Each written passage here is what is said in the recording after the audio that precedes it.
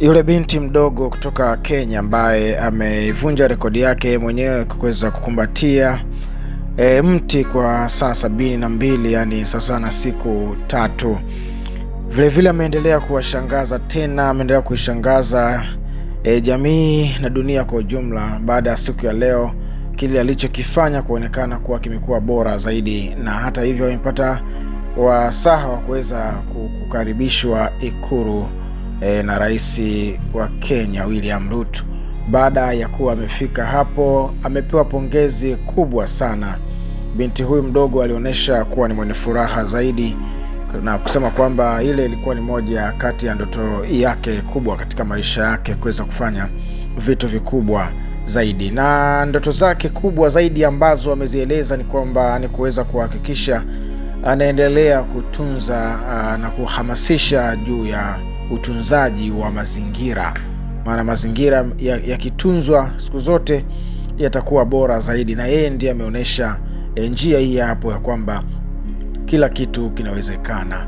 Richa ya kuwa aliweza kupata zawadi ya shilingi milioni 19 na safari ya kuelekea Dubai, pia amepata tena fursa kama jinsi nilivyokuambia kuweza kuonana na rais wa Kenya hapo.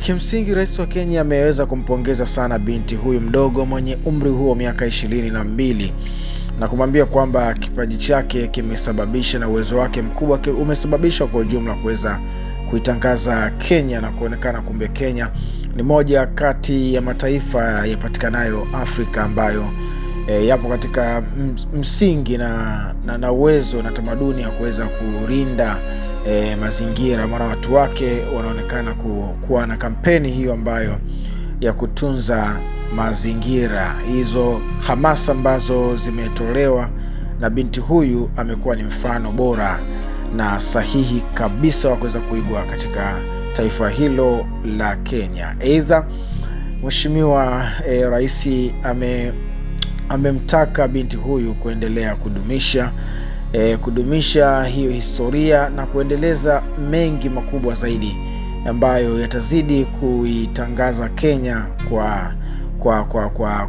kwa sifa njema, sifa nzuri, kwa ukubwa na kwa nafasi ya kipekee zaidi na zaidi. Binti ameweza kufurahi sana na amepata wasaa huu, kwa kweli amefurahi kweli kweli, na niseme tu kwamba ni ndoto ya kila mmoja katika hii dunia kuweza kuhakikisha anakutana na wakuu. Sasa wewe ndio utajua katika maisha yako wakuu wako wewe ni akina nani. Kuna wengine wanatamani kukutana na wakuu wa muziki, wakuu wa filamu, kuna wengine wakuu wa jeshi. Huyu binti amekuwa ni moja kati ya binadamu ambao wameweza kukutana na wakuu ambaye ni rais wa Jamhuri ya Kenya.